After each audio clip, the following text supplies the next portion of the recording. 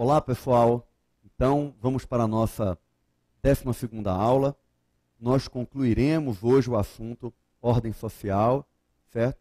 Sem maiores percalços, sem maiores discussões. O assunto agora é super tranquilo, tá? Com algumas observações só na hora da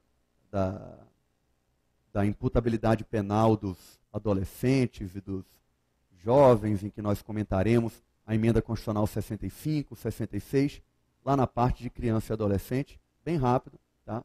Porque sobre esse assunto, a letra da Constituição, tá certo? É o que vai imperar na sua prova, tá bom? Vamos começar com Previdência Social, tá? Para concluir essa parte de seguridade.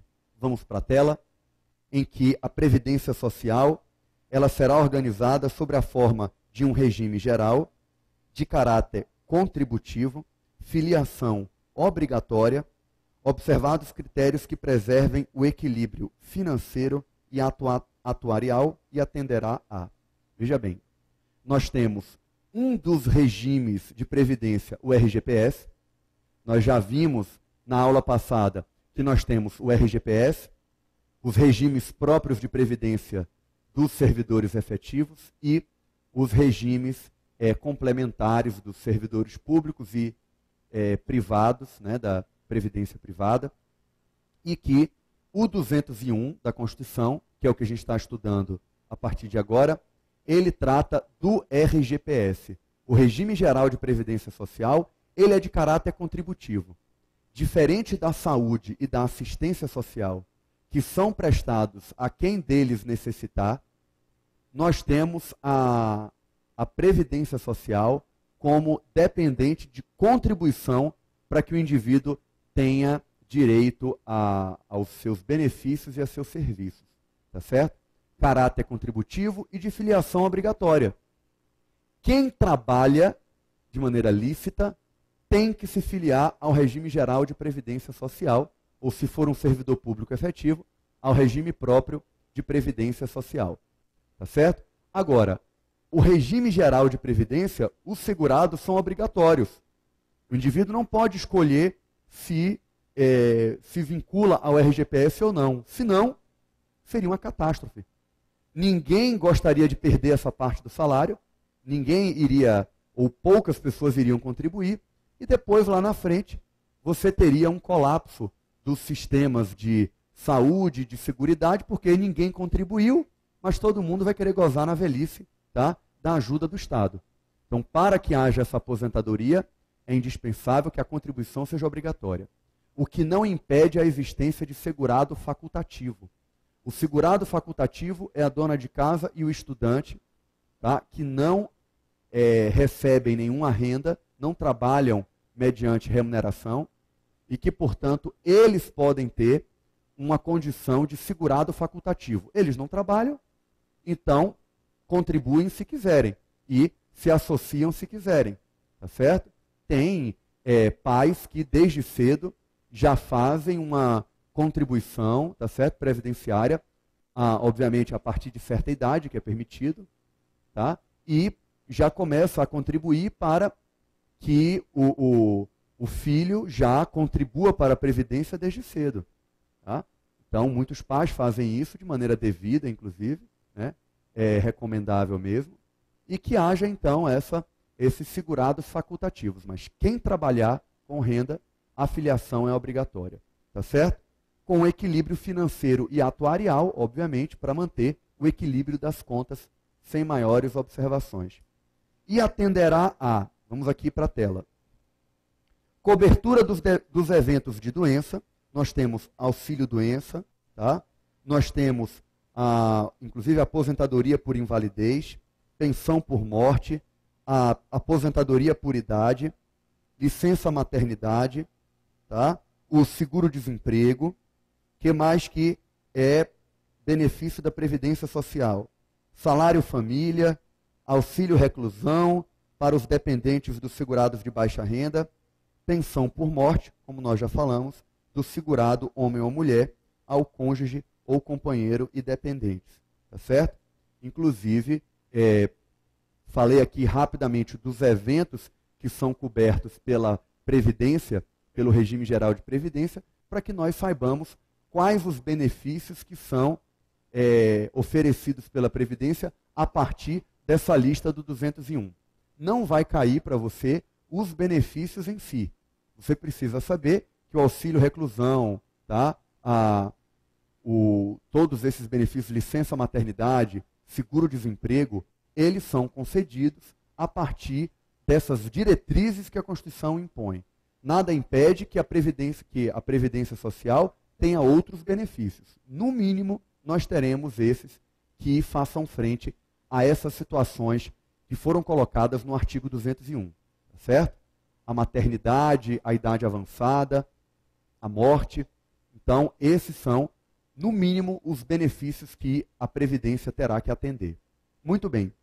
Nós temos aqui uma única observação doutrinária que é importante, gente, que o policial esteja antenado com os direitos humanos, tá? Com os direitos, a garantia dos direitos fundamentais, já que é possível, né, que o concurso tenha qualquer pergunta sobre pessoas com deficiência, sobre meio ambiente, sobre esses benefícios previdenciários. Bom, nós temos já alguns tribunais concedendo, tá, os benefícios previdenciários, inclusive pensão por morte, a companheiros de relações homoafetivas, tá certo? Então é um tema que também tem sido debatido nos tribunais e é possível que a prova do CESP da Polícia Federal cobre, tá bom?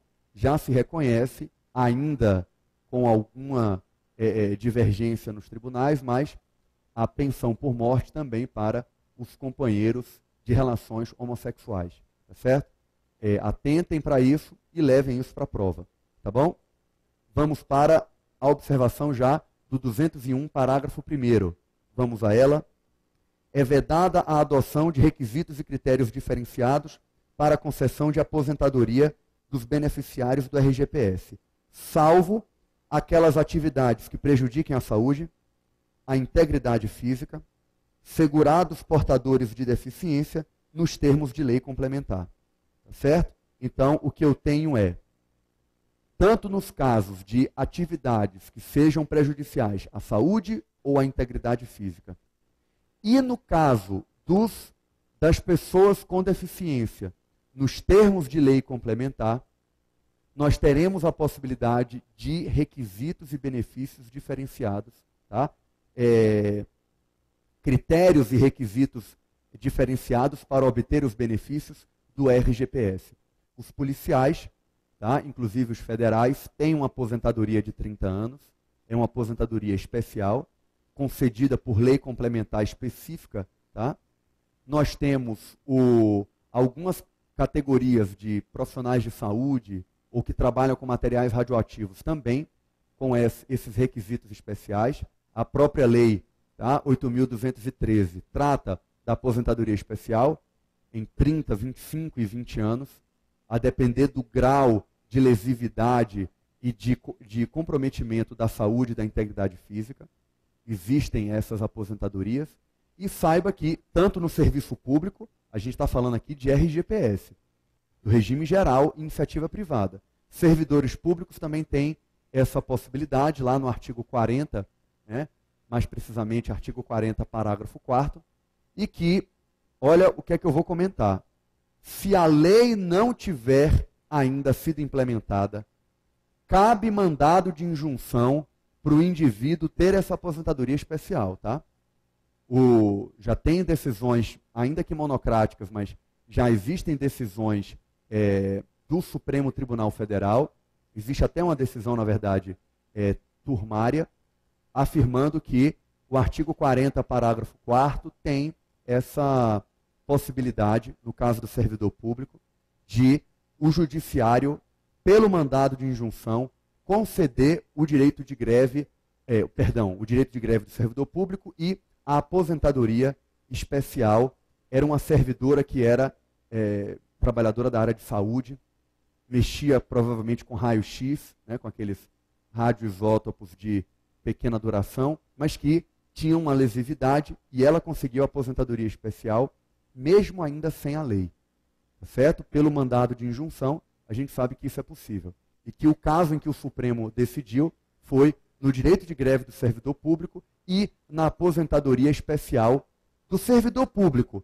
Mas nada impede que determinada categoria, tá, da iniciativa privada, que também não tem ainda uma regulamentação, o judiciário conceda. Tá certo?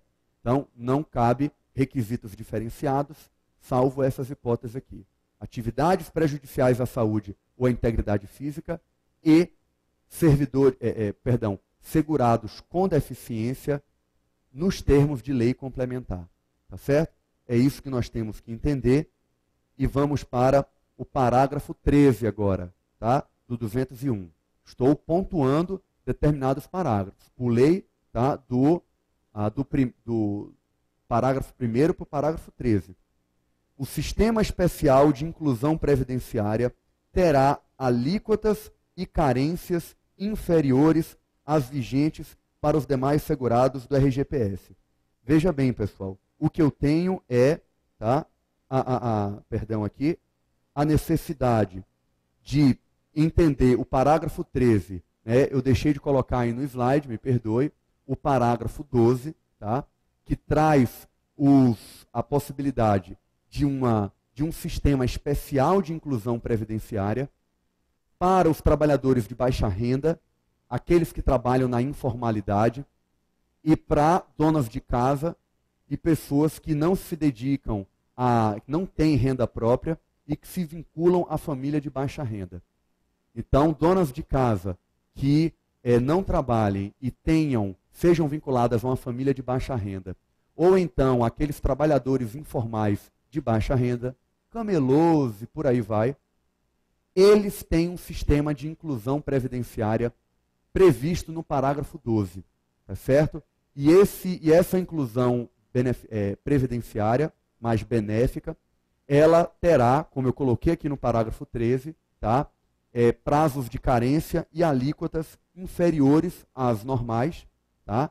E eu peço que vocês estudem o parágrafo 12 juntamente com o parágrafo 13 sobre esse sistema de inclusão previdenciária que é muito provável de cair na prova, tá certo? Ele é uma inovação, tá, de emenda constitucional, mas que tem um impacto, né, de tentar trazer para a previdência social essas pessoas que não contribuem, tá, camelôs, ambulantes, e que num belo dia vão precisar também de uma aposentadoria.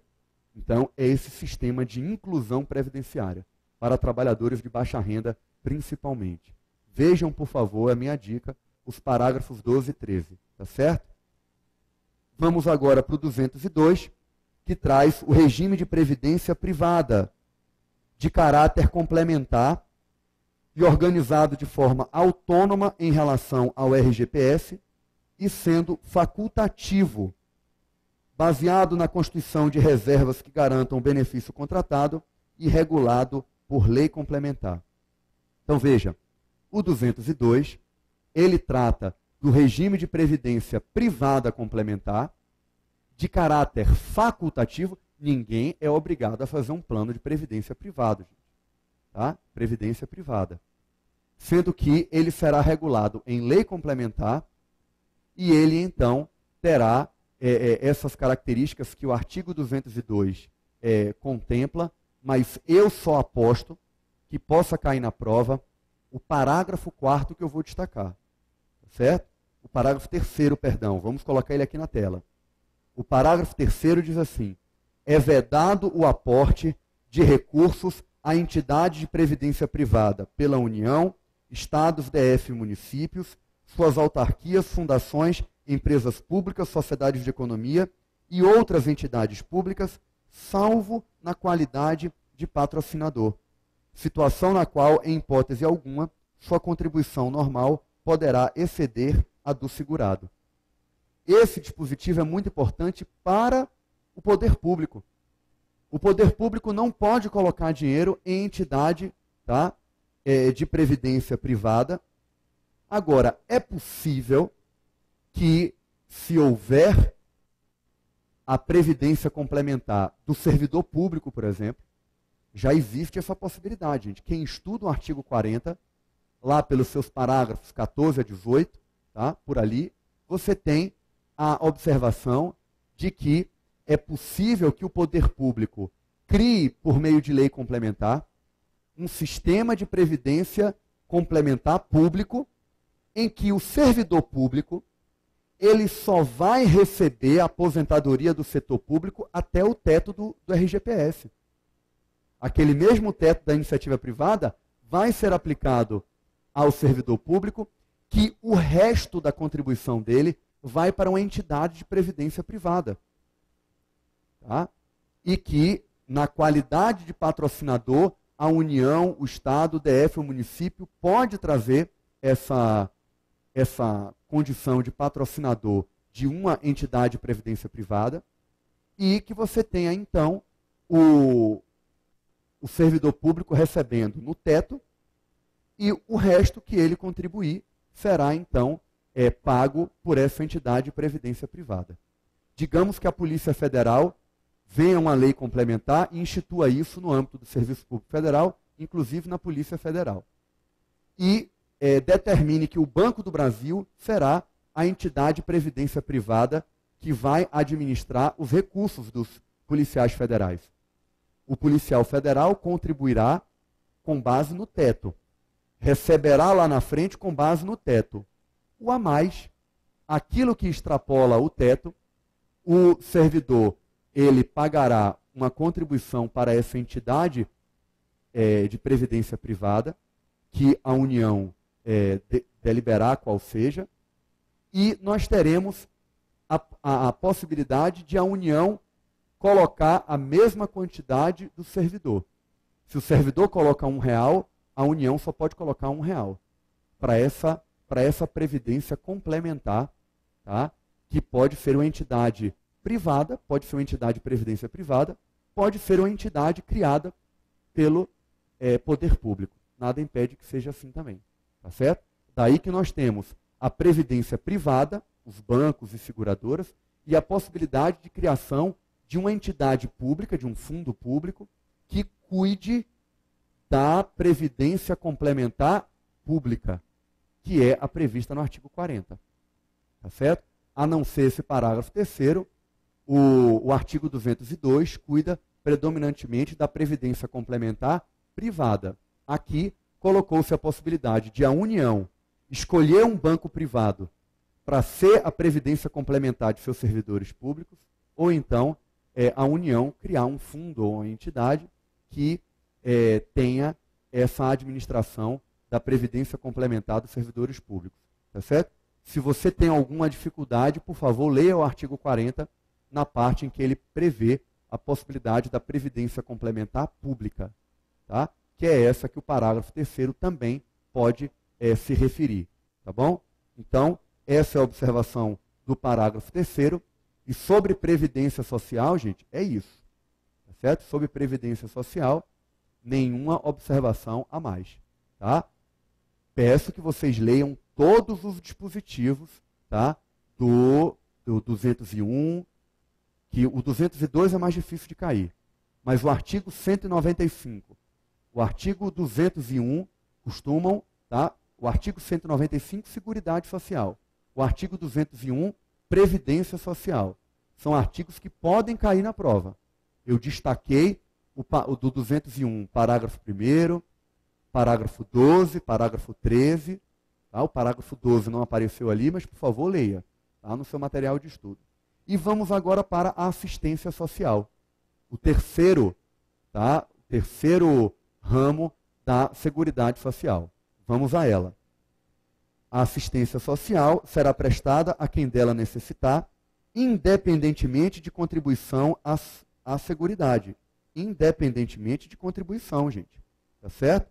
E tem por objetivo a proteção à família, à maternidade, à infância, à adolescência e à velhice. Na verdade, o amparo a crianças e adolescentes carentes. Então veja, gente, a assistência social, ela é uma atividade ampla, tá? Que ela pode envolver tanto um amparo à família diante de casos de violência doméstica, né? ou de dificuldades familiares, o amparo à velhice, que pode ser em asilos, o amparo a crianças, né? E aí adolescentes e crianças carentes, você pode ter tanto um orfanato, como também crianças de rua. Né? A situação triste das crianças de rua hoje entregues ao crack, né? Antes ainda era cola, né? Sapateiro, só que hoje em dia o crack tomou de assalto esses moradores de rua. Então, crianças e adolescentes carentes também têm uma atenção da assistência social. Vamos lá para mais atribuições da assistência. Habilitação e reabilitação das pessoas com deficiência e a promoção de sua integração à vida comunitária. E o mais importante deles, a garantia de um salário mínimo de benefício mensal à pessoa portadora de deficiência e ao idoso que comprove não possuir meios de prover a própria manutenção ou de tê-la provida por sua família. Tá certo? Veja o que é que nós temos, pessoal. A possibilidade de nós termos um benefício mensal vitalício para os idosos e pessoas com deficiência vinculados a famílias de baixa renda, cuja família não tenha condições de arcar com o sustento dessa pessoa. Esse benefício, costuma-se, vocês ouvem falar, o benefício da LOAS. LOAS é a Lei de Organização da Assistência Social. A assistência social tem nesse benefício de um salário mínimo um grande benefício, tá, de distribuição de rendas. A assistência social é o ramo que mais cuida daquela distributividade, distribuir renda, e inclusive em alguns interiores do Brasil, esse dinheiro sustenta muitas famílias. Viu? Vocês, com certeza, sabem dessa realidade, que determinados idosos, que são vinculados a uma família de baixa renda, recebendo o benefício da LOAS, eles sustentam a família inteira. E a família inteira é sustentada com esse dinheirinho. A pessoa não trabalhou, às vezes é até um agricultor que nunca teve carteira assinada, não tem nem como comprovar, não tem nem documento. Tá? Às vezes o juiz olha para os calos da mão. Às vezes é assim que se tem o atestado de que, a comprovação de que era trabalhador rural. Mas quando não consegue, porque foi, por exemplo, uma empregada doméstica. Ela foi uma empregada doméstica, não foi uma trabalhadora rural, trabalhou a vida inteira, mas nunca assinou carteira. E aí? LOAS, benefício da LOAS, vai atender essas pessoas idosas e pessoas com deficiência vinculadas a essas famílias de baixa renda. Tá? Eu destaquei aqui, tá? Na verdade, no seu material de estudo, foi destacado que você tem o próprio artigo 20 da lei da Organização da Assistência Social, trazendo um patamar de 1/4 do salário mínimo de renda per capita na família, para que haja essa comprovação de que a família não pode suprir o sustento dessa pessoa.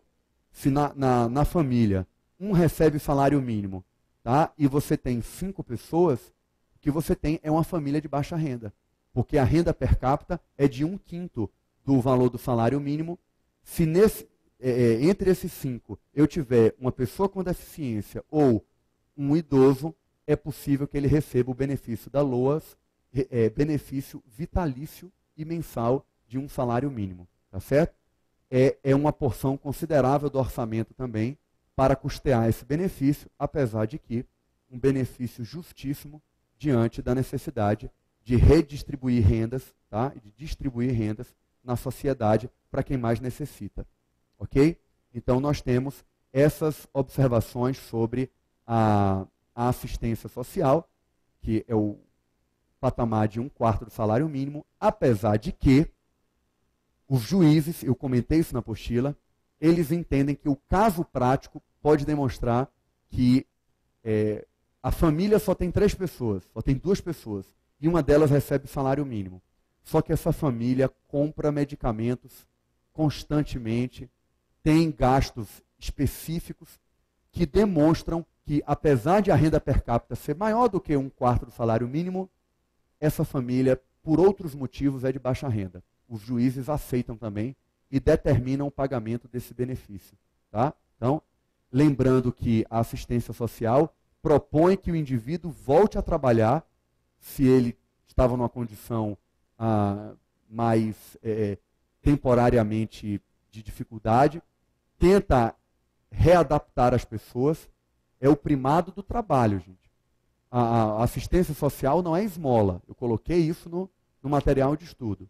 Mas, quando não se puder realmente trabalhar, tá? As pessoas idosas, as pessoas com deficiência, o que você tem é um benefício independentemente de R$1 de contribuição. Independentemente de contribuição. Tá certo? Leva isso para a prova.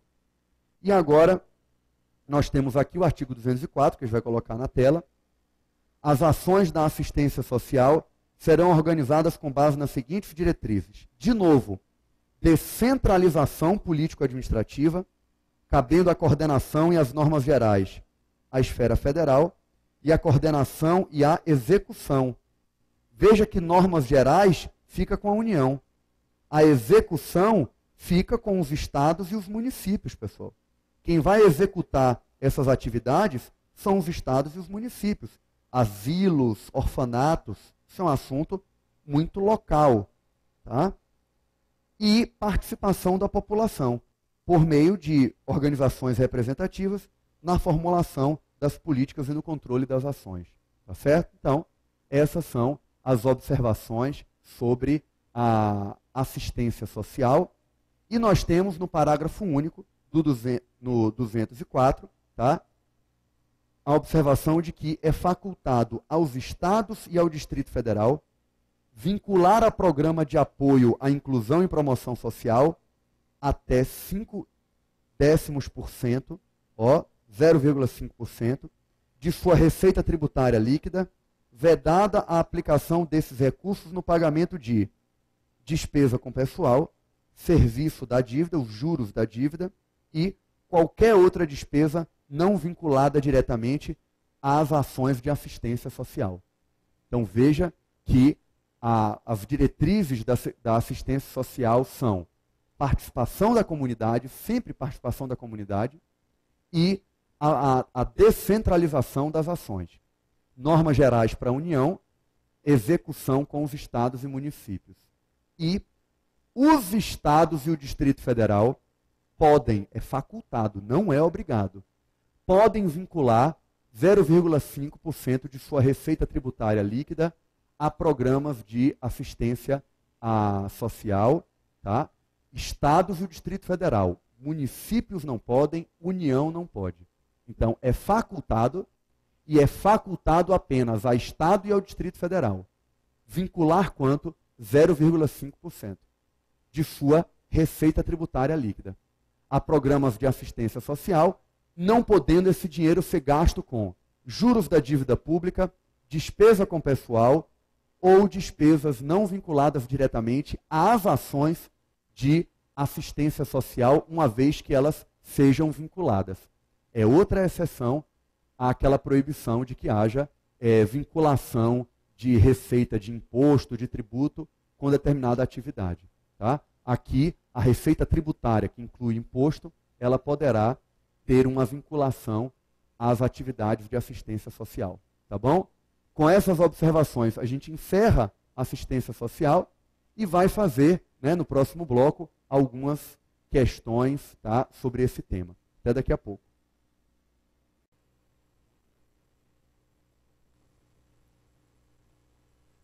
Vamos lá? Vamos fazer as questões de essa parte de previdência e assistência. Vamos aqui para a tela. É possível a instituição de outras fontes destinadas a garantir a manutenção ou a expansão da Seguridade Social, além daquelas previstas na Constituição, desde que por lei complementar. Gente, certíssimo isso aqui, tá bom? Porque o que eu tenho é a necessidade de que haja a instituição de outras fontes, tá? Desde que por lei complementar, não seja acumulativa e não tenha a mesma base de cálculo e a mesma base de cálculo e fato gerador de outras contribuições já previstas na Constituição. Tá certo? Essa questão está corretíssima. Vamos para a próxima. A Constituição veda a instituição de alíquotas e bases de cálculo diferenciadas para as contribuições devidas à Seguridade pelas empresas em razão do porte de cada uma delas. Gente, isso está errado.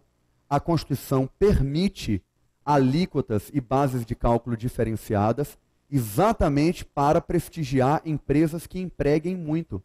Então, a depender do porte da empresa, pequenas empresas, a depender da empregabilidade, a depender do número de empregados, né? A depender do mercado de trabalho como um todo, tá certo? É possível, sim, que determinadas atividades tenham bases de cálculo e alíquotas diferenciadas. Então, está errado dizer, tá, que isso estaria vedado pela Constituição.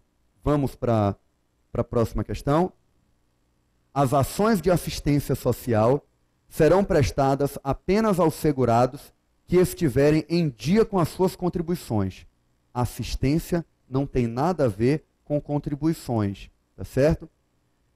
Mais uma questão: pelo fato de serem concedidos independentemente de contribuição, os benefícios e serviços na área da assistência social prescindem da respectiva fonte de custeio prévio. Isso aqui está errado, gente. Tá certo? Realmente, os benefícios da assistência social e serviços não precisam de contribuição, a gente viu. Mas o que foi que a gente estudou no artigo 195, tá? Que é indispensável que qualquer benefício da Seguridade Social inclui os três, precisa da definição, da explicitação da fonte de custeio total. Então, veja que os benefícios da assistência social, eles independem de contribuição, mas precisam, na hora de sua criação, da indicação da fonte de custeio total. Daí o erro, tá, dessa questão que nós acabamos de fazer. E agora uma questão de agente da Polícia Federal, de 2004, para vocês não acharem que a Polícia Federal não trata desse tema. A Seguridade Social, que pode ser definida como conjunto de ações integradas de iniciativa dos poderes públicos e da sociedade, destinadas exclusivamente a assegurar direitos relativos à previdência e à assistência social, tem como um dos seus objetivos, tem como um dos objetivos que fundamentam sua organização a diversidade da base de financiamento. Tudo estava bonito, a não ser essa palavrinha exclusivamente, destinadas exclusivamente a assegurar direitos de previdência e assistência social. Te pergunto, cadê a saúde? É o tripé, gente. Saúde, assistência e previdência social. Quando fala que é exclusivamente previdência e assistência, errou a questão de agente errada. Está vendo como tem que estar muito atento na hora de ler a questão, o enunciado do que está sendo proposto. Tá certo? Questão errada de agente de 2004. E uma questão de escrivão de 2004. Vamos lá. É possível a criação de benefício da Seguridade sem indicação da correspondente fonte de custeio total, caso esse benefício seja considerado uma atividade essencial do Estado. Onde é que a gente falou isso aqui, gente? Completamente errado. Vamos para outra questão de agente da PF. As instituições privadas podem participar de forma complementar do SUS mediante contrato de direito público ou convênio, inclusive tendo preferência a sem finalidade lucrativa. Muito bem, gente. Espetáculo, tá certo? Fizemos as questões, tá, de assistência, previdência e saúde, que são os três ramos, tá, as três atividades da Seguridade Social. Muito bem, gente. Tá? Com essa preocupação que vocês devem ter do artigo 193 da Constituição ao artigo 204, agora a gente vai para, do 204 a gente pula para o 225. Olha como o edital do concurso, pelo menos o último de 2009, foi tranquilo. Tá? Cai do 193 até o 204, ponto. E agora do 225 ao 232, mais 7. tá certo? Na verdade, mais 8, você contando o 225 ao 232, 8 artigos, que é o que nós vamos ver agora, tá certo? A partir do nosso material, da 12ª aula, tá? Agora entrando no meio ambiente, tá? Nós temos no artigo 225, nós temos no 225 que todos têm direito ao meio ambiente ecologicamente equilibrado, bem de uso comum do povo, e essencial à sadia qualidade de vida, impondo-se ao poder público e à coletividade o dever de defendê-lo e preservá-lo para as presentes e futuras gerações. Olha o que eu quero trazer sobre essa cabeça do artigo 225. O direito de meio ambiente é um direito de terceira geração, vinculado à ideia de solidariedade, é um direito de titularidade coletiva, não é meu, não é seu, é de todos nós, né, do planeta Terra como um todo, para as presentes e futuras gerações. O direito do meio ambiente não é uma responsabilidade só do Estado, óbvio, cabendo ao poder público e à sociedade protegê-lo. E como terceira observação, é um bem de uso comum do povo. Não é um bem alienável, não se vende uma floresta, tá? Não se vende uma área de preservação ambiental. Então, nós temos um bem de uso comum do povo. Você tem as propriedades públicas, tá? A possibilidade de ela ser um bem dominical, tá? Que pode ser vendido, tá? E que não tem nenhuma destinação e que pode ser vendido, disponível, faz parte do patrimônio público disponível. E você tem um bem de uso especial, como um imóvel que seja de uma entidade pública e que lá foi construído o prédio da sede ou de um prédio da Receita Federal, da Polícia Federal. Os prédios da Superintendência da Polícia Federal são bens de uso especial. Bem de uso comum do povo, gente, são as praças, são as ruas, as praias, e você tem também as áreas de preservação ambiental. Elas são obrigatoriamente bens de uso comum do povo. Tá? Elas terão que ficar destinadas ao uso comum, na verdade, do planeta, para que o planeta respire, produza oxigênio e nós tenhamos uma sadia qualidade de vida. E para que isso aconteça, tem que se exigir realmente que continue sendo a área de preservação ambiental um bem de uso comum do povo. Você pode fazer pequenas benfeitorias, tal, e aí você tenta a administração daquela área. Pode fazer aquelas atividades de arvorismo e coisas do tipo, mas é bem de uso comum do povo. Para concurso isso cai. Vamos ver agora, além da cabeça do artigo 225, algumas atribuições do poder público nessa área de meio ambiente. Eu peço atenção, gente, que o meio ambiente é um artigo só. É só o artigo 225.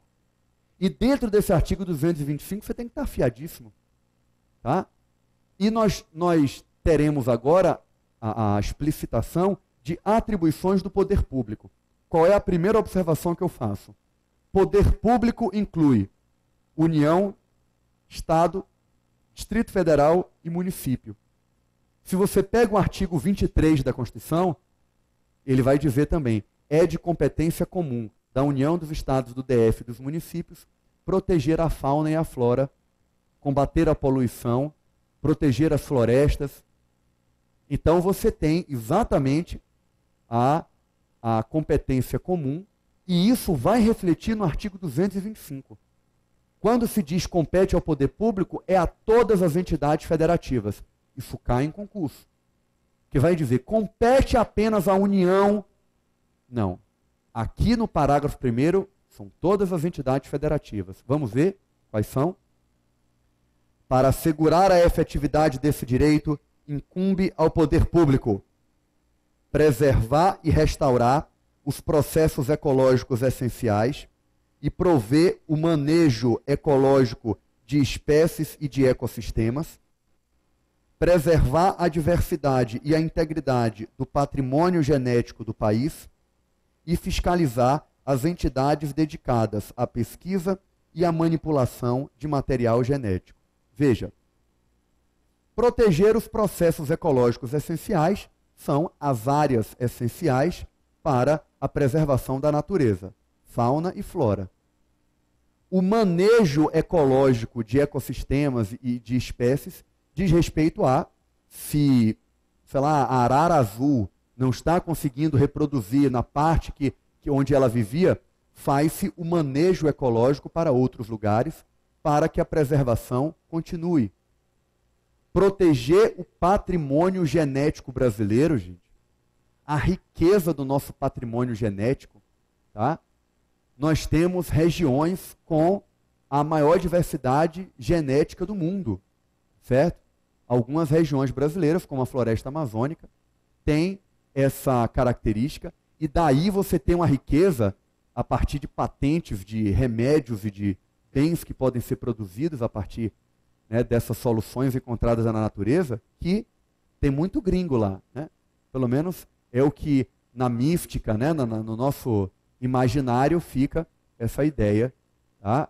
E nós temos a necessidade, a Constituição fez questão de proteger o patrimônio genético e fiscalizar, tá, as empresas que trabalham com manipulação de material genético, para proteger o chamado, tá, meio ambiente genético, que faz parte desse patrimônio genético brasileiro.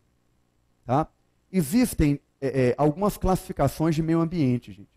Você tem um meio ambiente natural, que é esse que o 225 se preocupa, um meio ambiente do trabalho, que é mais voltado para a saúde do trabalhador, o ambiente do trabalho sadio, para não prejudicar a saúde do trabalhador, chamado meio ambiente do trabalho.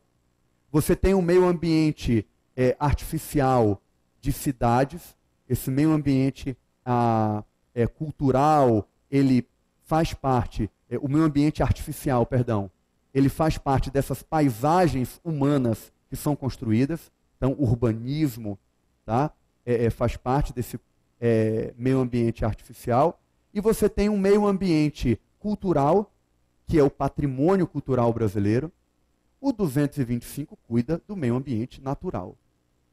Além disso, eu quero trazer já aqui alguns princípios do meio ambiente, só para acrescentar no seu estudo. Existe o princípio, os mais importantes são os princípios da prevenção e da precaução, princípios constitucionais do meio ambiente. Princípio da prevenção e da precaução tentam impedir, obviamente, que o dano ao meio ambiente ocorra e que o poder público evite que ele ocorra. Mas existe uma pequena diferença. No princípio da precaução, você toma diversas políticas públicas e ações em relação a atividades não sabidamente perigosas, mas que você vislumbra algum risco. Um risco abstrato, mas algum risco ao meio ambiente. Você não sabe se aquela atividade é realmente poluidora ou não. Mas você se precaver. O princípio da precaução, ele é até anterior. O princípio da prevenção é evitar que ocorra o dano em atividades sabidamente poluidoras e perigosas ao meio ambiente. Então, no princípio da prevenção, você já sabe, já tem uma noção do risco que o meio ambiente corre. Enquanto que na precaução, você ainda se antecede a atividades não sabidamente perigosas, pelo menos não comprovadamente perigosas, mas que existe um risco potencial. Tá? São os princípios mais importantes. O princípio da prevenção e da precaução e o princípio do poluidor-pagador. Quem polui, paga. Quem polui se responsabiliza, tá? Inclusive o consumidor de produtos poluentes, você que consome produtos poluentes, pelo princípio da Constituição, você tem que pagar pela poluição que você está causando ao nosso meio ambiente, tá certo? Então, o princípio do poluidor-pagador ou do princípio do poluidor a consumidor-pagador, né? Existem alguns sinônimos, princípio do consumidor-poluidor-pagador, é como às vezes ele também é chamado na doutrina, certo? Mas nada que venha a te assustar na prova, leve o bom senso, porque em tema de meio ambiente, realmente, nós temos que cuidar da maneira mais efetiva possível. Na prova, indúbio pró meio ambiente, tá certo? Com a observação de que, preste atenção, viu? Em relação ao meio ambiente, estou extrapolando o texto da Constituição. Nem todos os crimes são de atribuição, crimes ambientais, são de atribuição da Polícia Federal e da Justiça Federal. Nada a ver. Muitos crimes contra, por exemplo, Mata Atlântica. Nada a ver, gente. Por ser Mata Atlântica, não é da competência da Justiça Federal, não. Para você ter uma ideia, crime ambiental, que é de competência da Justiça Federal e da Polícia Federal, basicamente os principais são dois. Animais em extinção e crimes ambientais, por exemplo, corte de madeira, em áreas de preservação federal. Se a área de preservação é federal, por exemplo, reserva indígena, aí sim. Agora, porque aconteceu na Mata Atlântica é da Justiça Federal. Tem nada a ver. Nada a ver. Determinado circo tinha alguns animais em situação, né, de crueldade. Tem nada a ver com a Polícia Federal.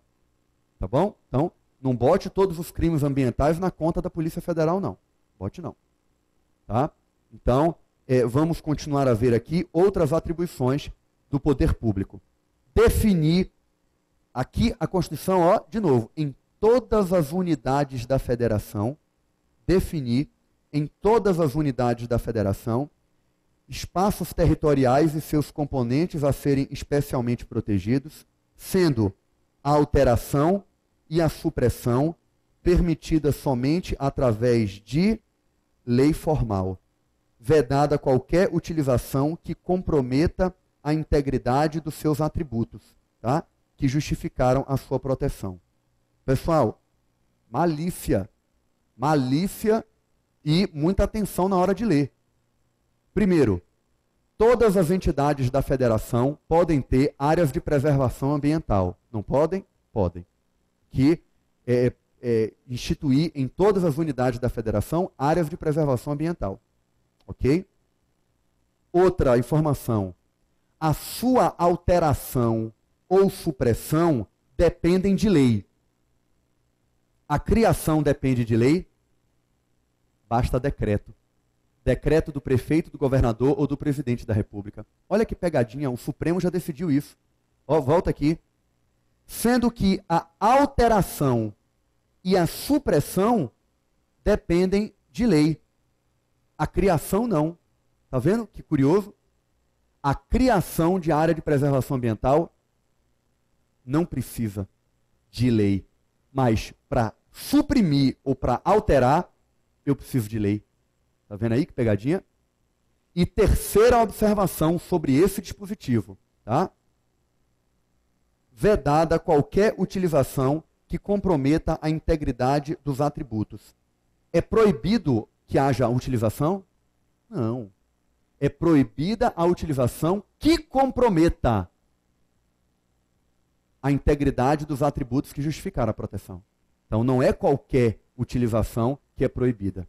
Certo? Vamos seguir. Exigir na forma da lei, para instalação de obra ou atividade potencialmente causadora de significativa degradação ambiental, o famoso EIA, Estudo Prévio de Impacto Ambiental, a que se dará publicidade, o famoso RIMA, Relatório de Impacto do Meio Ambiente, famoso EIA-RIMA, tá? Estudo de Impacto Ambiental e o relatório a que se dará publicidade desse impacto ambiental. Pelo amor de Deus, potencialmente causadoras de dano ao meio ambiente. Se já tem dano potencial, meu amigo, devastou o meio ambiente, é difícil recuperar. Então, olha o princípio da precaução e da prevenção aqui. potencialmente causadoras. Precisa de estudo de impacto ambiental. A que se dará publicidade. Tá? O princípio da prevenção e da precaução, que são muito próximos, os dois foram contemplados aqui. Seja de atividade sabidamente poluidora ou que o dano é potencial. Certo? Eu posso dizer que o inciso 4 ele prestigia tanto a precaução quanto a prevenção. Tá bom? Vamos para o próximo. Eu pulei o inciso 5, que é besteira, depois vocês leiam. Tá? O inciso 6, promover a educação ambiental em todos os níveis da educação, tá? Ensino superior, básico, infantil, todo mundo tem que ter essa educação de proteção ao meio ambiente. Proteger a fauna e a flora, vedadas na forma da lei, as práticas que coloquem em risco a função ecológica, promovam a extinção de espécie, óbvio, ou submetam animais à crueldade. Com base neste dispositivo, pode muito bem cair em sua prova, hein? Se cair, tá? Você depois mentaliza aí e faz uma oração por nós. As práticas de rinha de galo e de farra do boi foram proibidas por causa disso aqui. Ah, mas é uma manifestação cultural. A cultura não prevalece, não. O Supremo entendeu que prevalece o meio ambiente. São proibidas as práticas que submetam animais à crueldade. Farra do boi e rinha de galo é proibido. Tá certo? Por serem proibidas essas práticas que exponham os animais à crueldade. Vamos seguir no 225? Aquele que explorar recursos minerais fica obrigado a recuperar o meio ambiente degradado, de acordo com solução técnica exigida pelo órgão público competente. Aquele que explorar recursos minerais deve recuperar o meio ambiente de acordo com solução técnica exigida pelo órgão público. Tá certo? Então, quem explora atividade mineral, a Constituição fez questão de dar a ele uma obrigação, tá? Pelo fato de explorar riquezas minerais, ele é obrigado a recuperar o meio ambiente degradado. Por ser a exploração de recursos minerais inevitavelmente poluidora. Então, a Constituição já está obrigando que ele, tá, preserve e ele recupere o meio ambiente degradado. Uma obrigação a partir das especificidades técnicas, tá, determinadas pelo órgão especial, pelo órgão competente. Tá? A empresa terá que obedecer essas normas técnicas determinadas pelo órgão competente. Tá bom? Parágrafo 2º, tranquilo, para a prova. Vamos para o parágrafo 3º, que aqui tem uma observação bem interessante. As condutas e atividades consideradas lesivas ao meio ambiente sujeitarão os infratores, pessoas físicas ou jurídicas, a sanções penais e administrativas, independentemente da obrigação civil de reparar os danos causados. Veja, se eu tenho a Constituição, e aqui é inclusive um princípio constitucional, o princípio constitucional da responsabilização. Quem causa o dano ambiental paga. Paga e responde civil, penal e administrativamente, pessoal. Em responsabilidades autônomas. Uma não prejudica a outra. Civil, penal, administrativa, sem prejuízo da civil. Claro. O indivíduo vai responder nessas três esferas.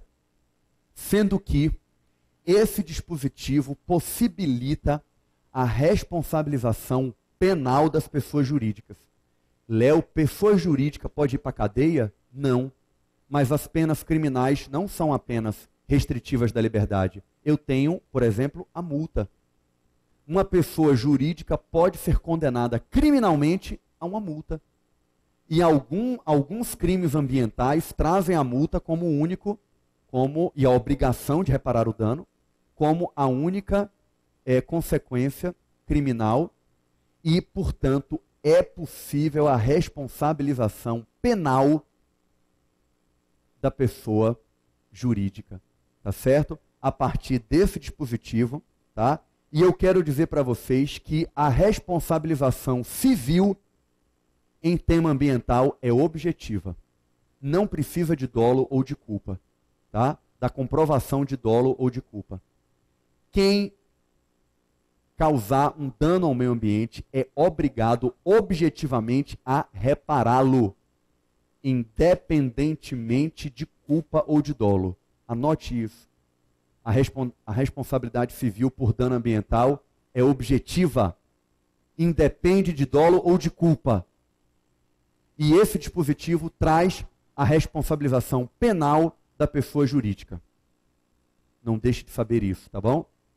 Vamos dar um intervalo, tá certo? Para continuar com meio ambiente e a resolução de algumas questões sobre meio ambiente, tá certo? Até daqui a pouco.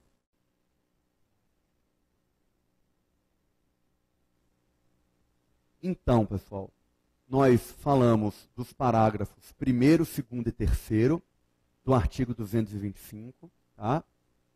Falamos sobre a responsabilidade civil, administrativa e criminal das pessoas físicas e jurídicas que causarem dano ao meio ambiente. Falei também que a responsabilidade é objetiva, tá bom?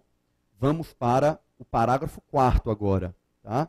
Que traz a seguinte observação: a floresta amazônica, a Mata Atlântica, a Serra do Mar, o Pantanal, a zona costeira são patrimônios nacionais e sua utilização far-se-á na forma da lei, dentro de condições que assegurem a preservação do meio ambiente, inclusive quanto ao uso dos recursos naturais. 3 observações principais para concurso sobre esse parágrafo 4º. Primeiro, o fato de serem patrimônio nacional não torna a floresta amazônica, o Pantanal Mato-Grossense, como bens públicos, muito menos da União. Veja, a Mata Atlântica é muito grande. É possível que alguém tenha uma propriedade dentro da Mata Atlântica? Óbvio. E a floresta amazônica? Se não, se toda a floresta amazônica fosse bem da União, gente, o Pantanal não tinha propriedade de ninguém. Ser patrimônio nacional não torna essas propriedades, essas áreas, bens públicos. Nada. Ser patrimônio nacional só significa uma coisa, é a segunda observação, que a utilização dessas áreas dependerá de uma lei e a utilização tem que ser muito especial para não prejudicar a importância ou o meio ambiente dessas áreas.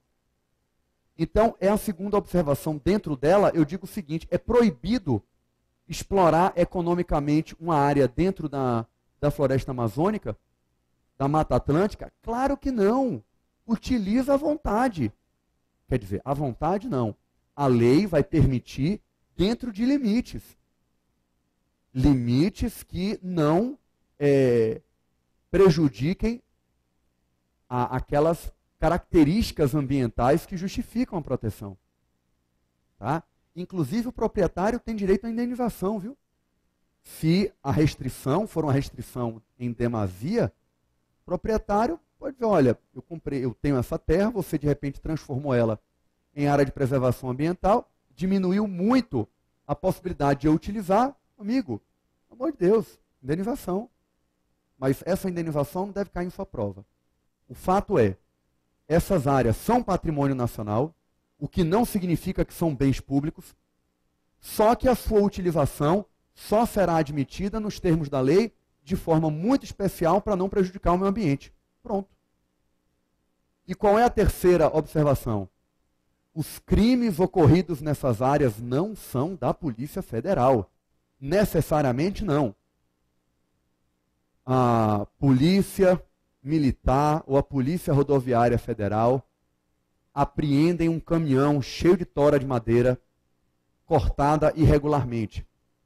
Encaminha para a Polícia Federal. A Polícia Federal diz: e eu com isso? Polícia Federal só atua em crime ambiental, gente, se o crime foi cometido em área de preservação ambiental federal. Só isso. Se no papel, né, for...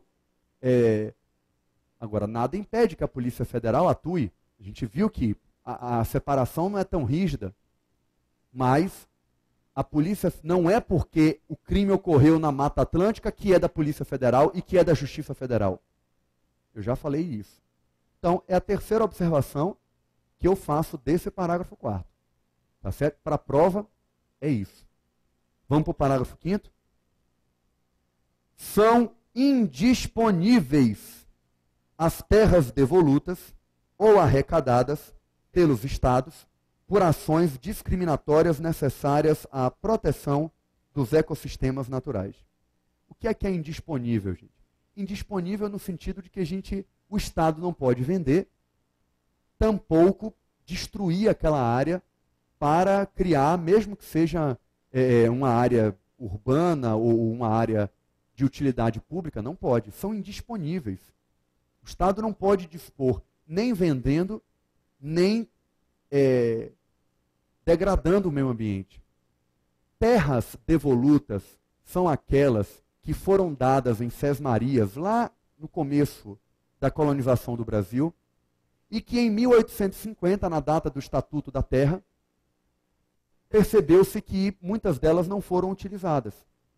As que foram utilizadas foram, a partir de então, começaram a ser registradas, né, e foram entregues a quem estava na posse delas e quem tinha propriedade, enfim.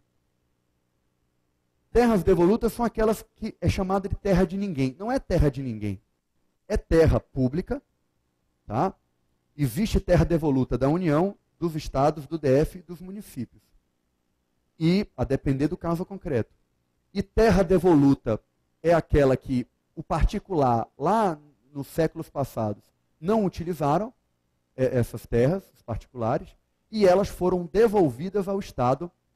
Daí o nome de terra devoluta, arrecadada ou não. Arrecadada é quando ela já foi inscrita em cartório, delimitada e inscrita, tá, com registro no cartório de registro de imóveis. Terra devoluta não arrecadada é aquela que ainda não passou pelo registro imobiliário.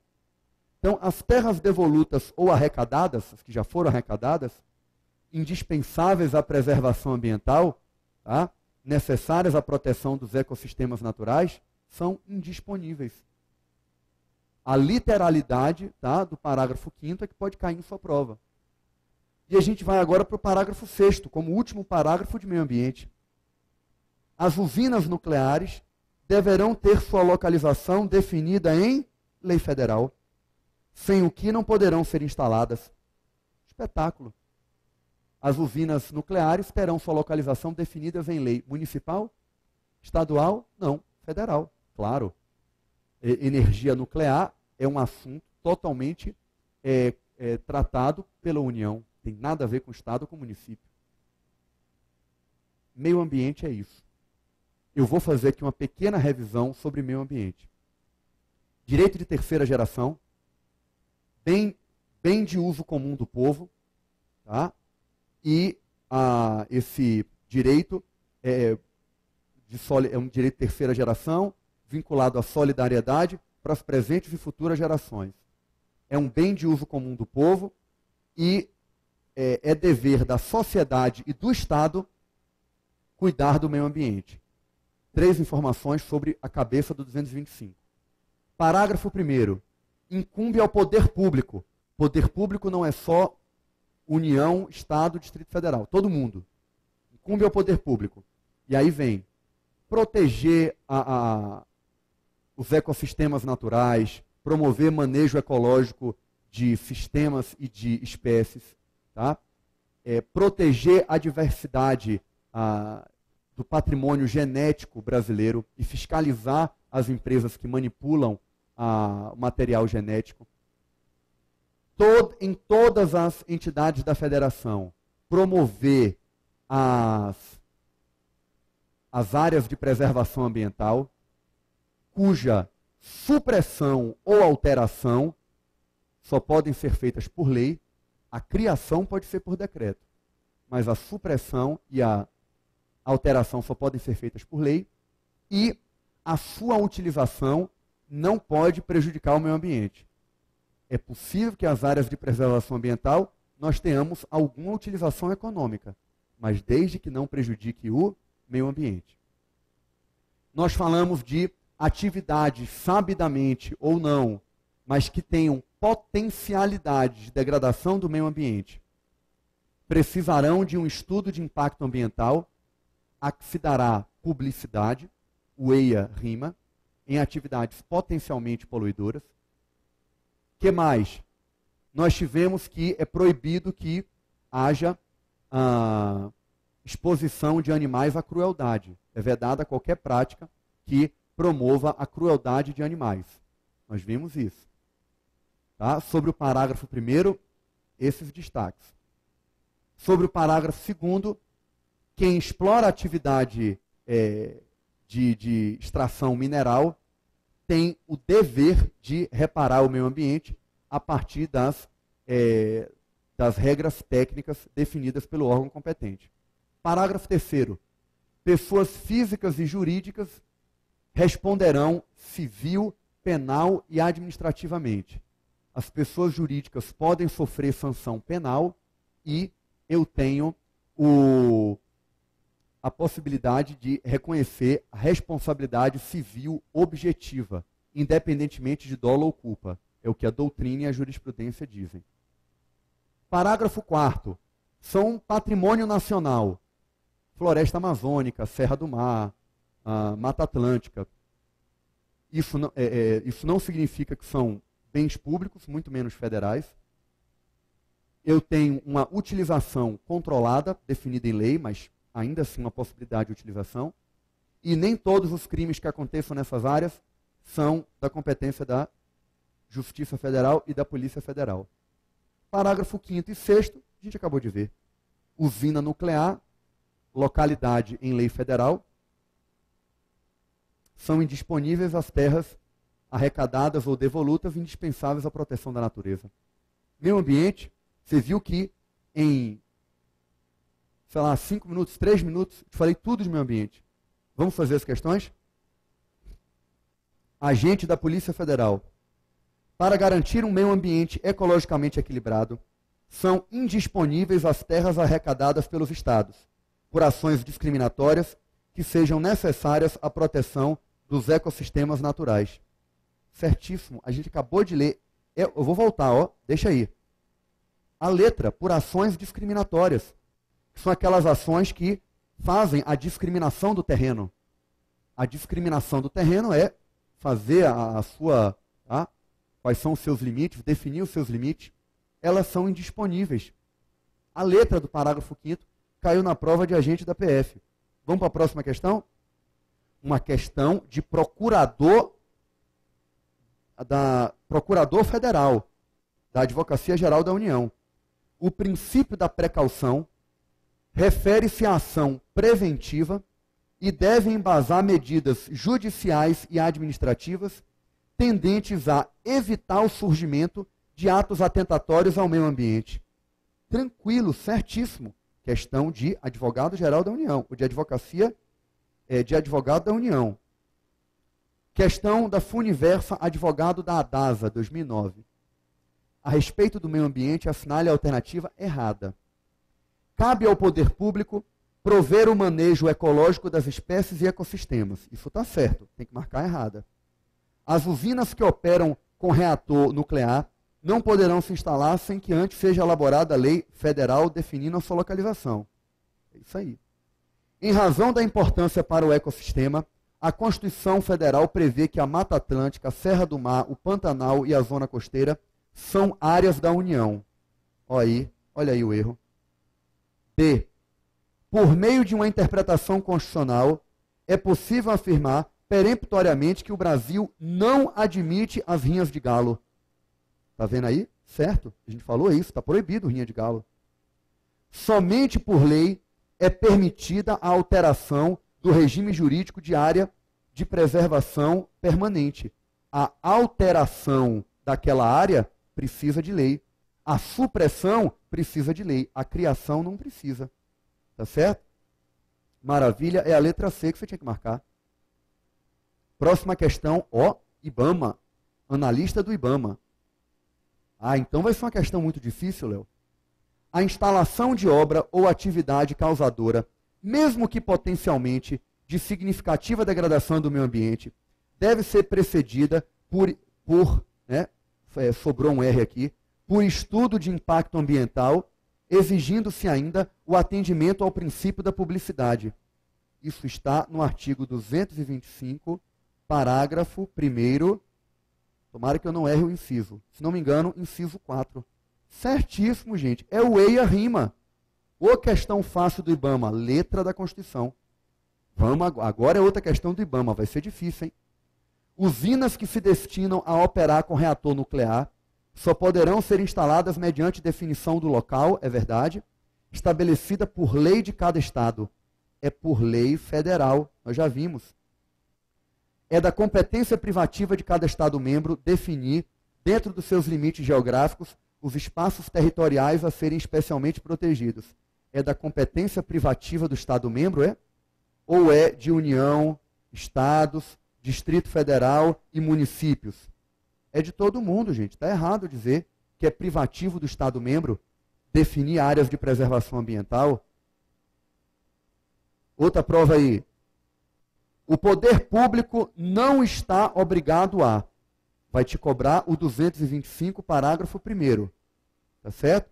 Poder público não está obrigado a preservar e restaurar os processos ecológicos essenciais e prover o manejo ecológico das espécies. Isso aqui o poder público está obrigado.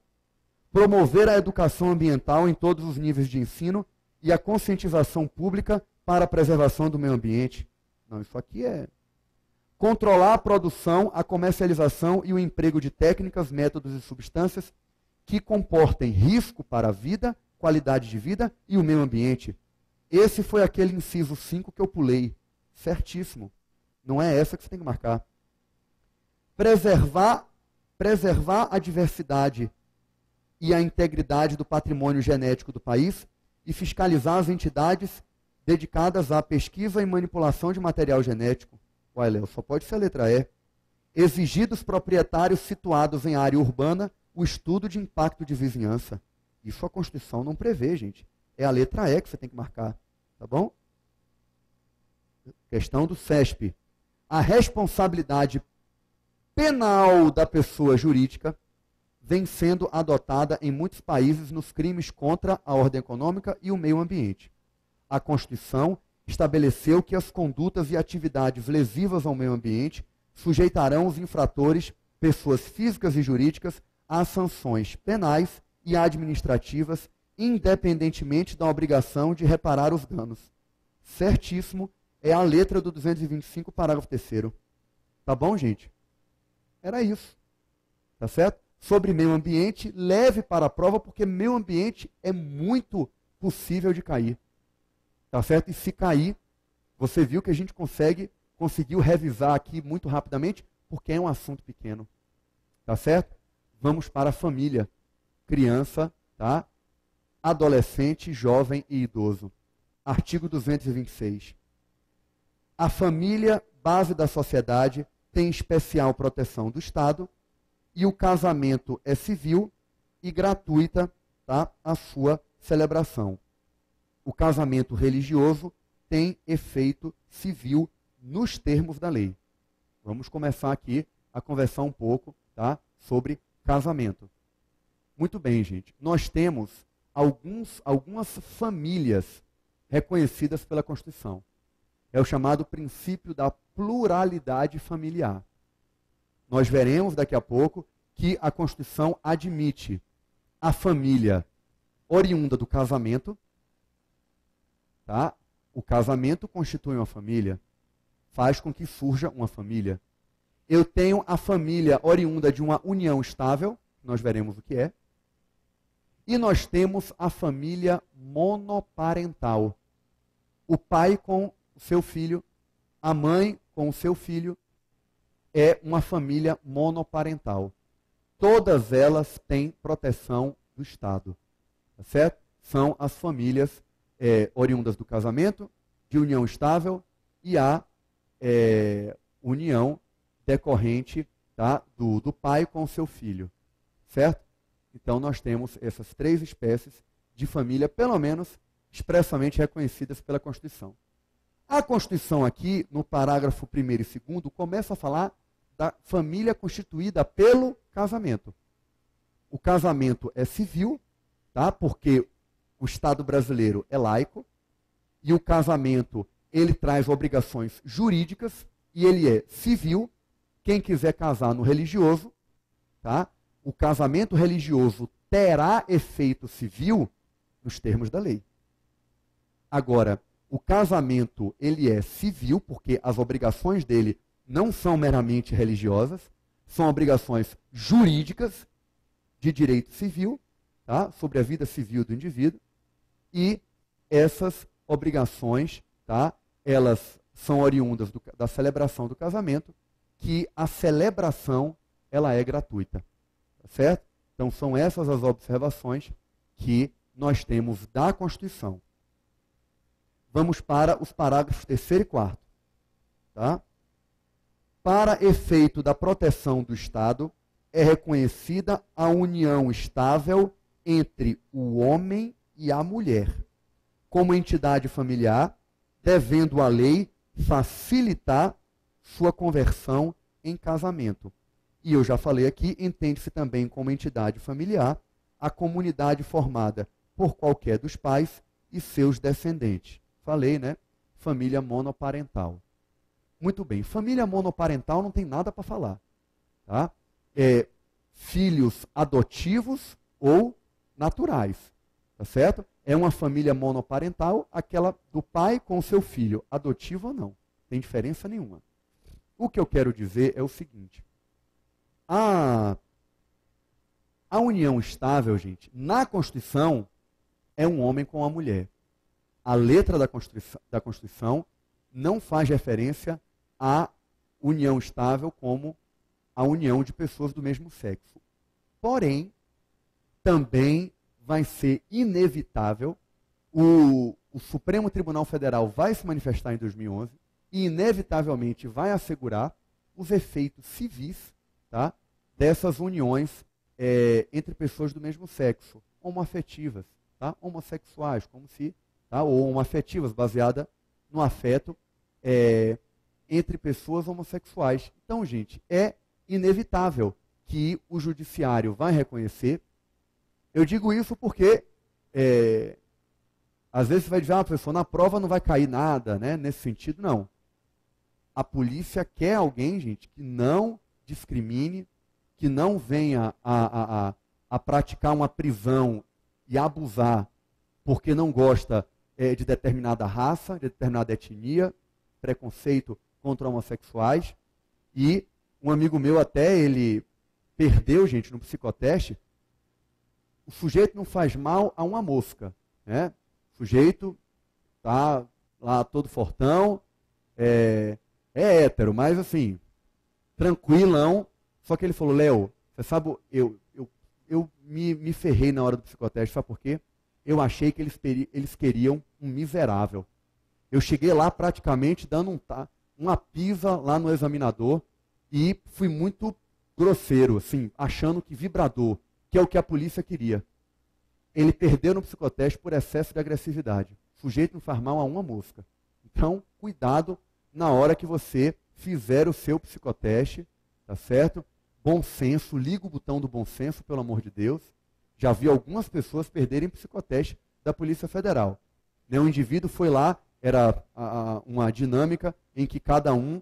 era a história de que todo mundo estaria sentado num balão e o balão vai cair. Quem é que se escolhe? Quem é que vive e quem é que morre? Aí deu um papel para cada um. Você vai ser uma criança. Aí o sujeito deitou no chão e começou a chorar, do começo ao final da sessão. Porque ele incorporou a criança. Reprovado. Por maluquice. Todos nós temos agora. Cuidado, gente. Não aflora lá não. Certo? E não vá querer imaginar o que é que a polícia quer. Ah, Léo, então na prova não vai cair nada de homossexualismo não, rapaz. Estou falando porque esse tema ele é sensível, ele vai ser discutido em 2011. Não sabemos quando é que a prova vai ser marcada, né, de agente da Polícia Federal, mas quero que vocês também não tenham nenhuma informação. Vai ser logo, é uma decisão política que é muito, né, às vezes tomada de última hora, e que saiba que o judiciário tem tendido a reconhecer as uniões homoafetivas como uniões, como família, para a proteção constitucional. Mas, para a letra da Constituição, é o homem e a mulher. Tá bom? E a Constituição prevê a conversão da união estável em casamento. A Constituição prefere o casamento à união estável. Tá certo? E nós temos, só para finalizar aqui, o parágrafo 5º, tá? Que diz que os direitos e deveres referentes à sociedade conjugal são exercidos igualmente pelo homem e pela mulher.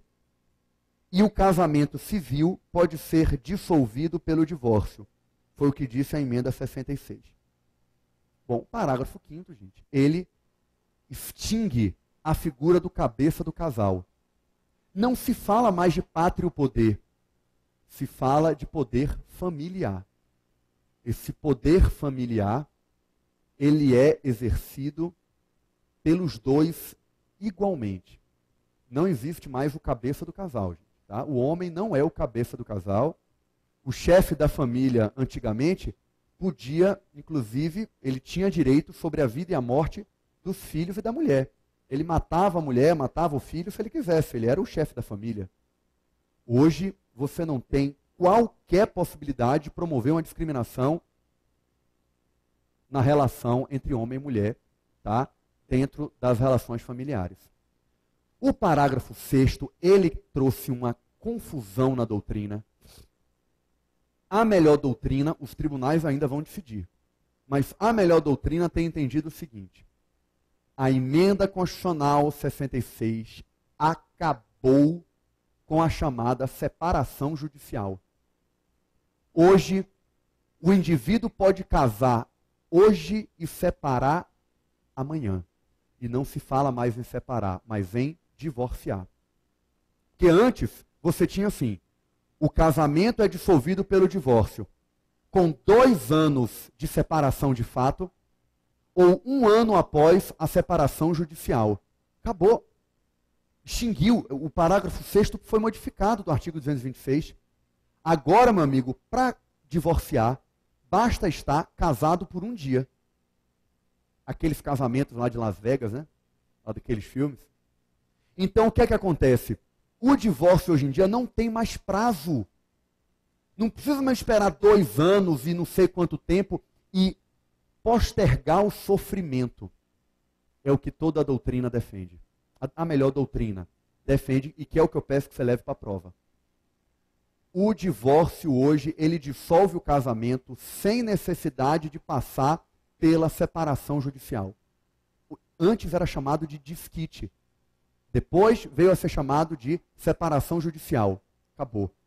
Não precisa primeiro separar judicialmente para depois divorciar. O divórcio agora, ele só existe um, o direto, e o divórcio, acabou o divórcio indireto. Primeiro separação, depois divórcio. Só existe agora casamento e o divórcio não tem mais prazo mínimo. Tá bom? Essa observação é muito importante e com ela a gente encerra essa parte do bloco. Tá certo? Muita atenção sobre esses detalhes e daqui a pouco a gente continua a falar de família, adolescente, criança, jovem e idoso. Até daqui a pouco.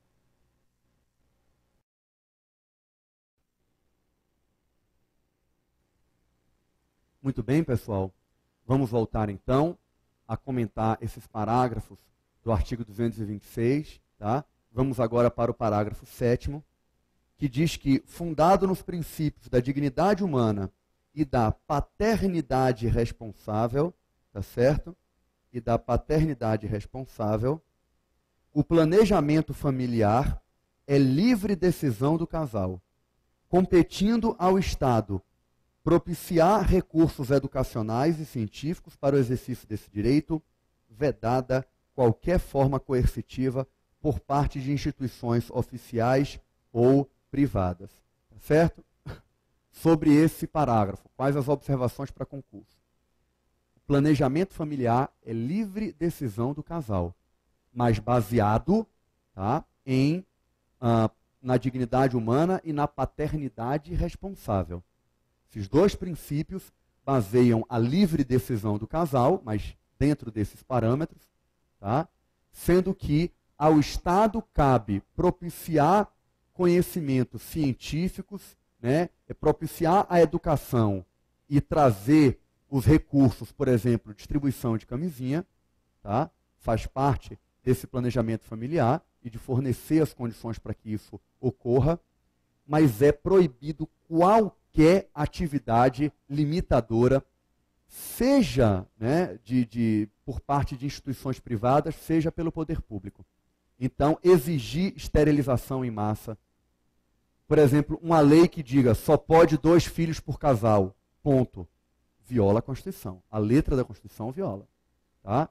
Então, não pode, a Constituição proíbe que haja, a doutrina diz, que as empresas, inclusive, exijam atestado de esterilização. Então, você tem que ser esterilizado, tem que ter ligado as trompas, tem que ter feito vasectomia para entrar aqui na empresa. Possível exigir esses atestados negativos de gravidez ou de, se for o caso, de esterilização. Proibida qualquer atividade nesse sentido por parte de entidade pública ou privada. É isso que pode cair em sua prova sobre esse parágrafo 7º. E o parágrafo 8º, o Estado assegurará assistência à família na pessoa de cada um dos que a integram, criando mecanismos para proibir a violência no âmbito de suas relações. Tá certo? Óbvio que nós temos hoje a lei da violência doméstica, a Lei Maria da Penha, tá? Nós temos a proibição de que haja a violência por qualquer dos membros da família em relação, tá, a parentes ou o que for, tá? Você tem uma proibição constitucional, independentemente de ser crime. Tá?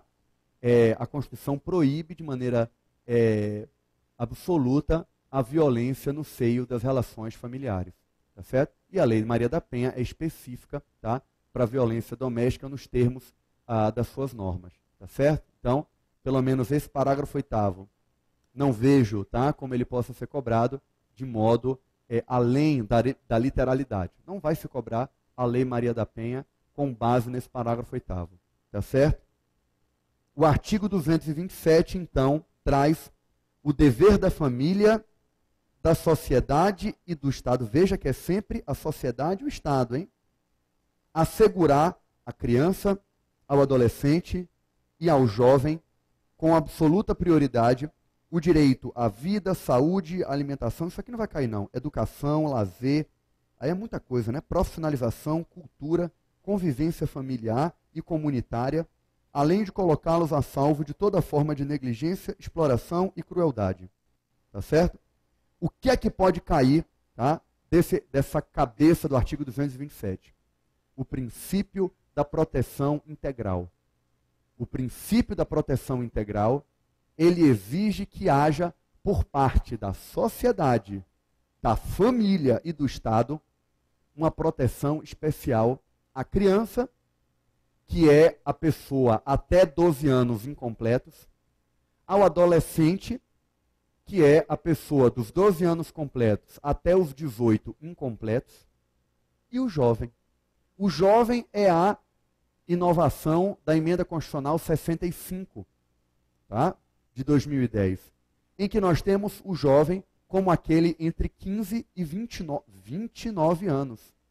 O princípio da proteção integral, tá certo? Se você ainda se encontra com essa idade, parabéns. Você é jovem, meu amigo. Você é protegido especialmente pela Constituição. Olha que honra, que maravilha. O que isso muda em sua vida? Nada, né? Mas o que é que acontece? Esses programas de primeiro emprego, esses programas que promovem a inserção do jovem na sociedade, tá? Diante, inclusive, de jovens, moradores de regiões de mais baixa renda, que se encontram com problemas de envolvimento com tráfico de drogas, que se encontram muito mais à mercê de uma influência negativa de criminosos, é principalmente para eles, tá? Mas não só para eles, o programa do primeiro emprego, para todos os jovens, né? Que haja uma política de Estado pensada para o jovem. tá? Além da criança e do adolescente. Essa é a grande novidade da emenda 65. Jovem é a pessoa de 15 até 29 anos de idade, tá? Que também tem o direito à proteção integral. O que vai cair na prova é isso. Duvido, não sei, né? Que eles coloquem esse rol, tá? Porque é muito intuitivo. Alimentação, vida, saúde, né? Profissionalização, cultura, convivência familiar, tá tudo aí, tá dentro dessa cabeça do artigo 227. O que a gente vai estudar agora de modo mais atento são os parágrafos do 227. Vamos lá. Parágrafo 1º.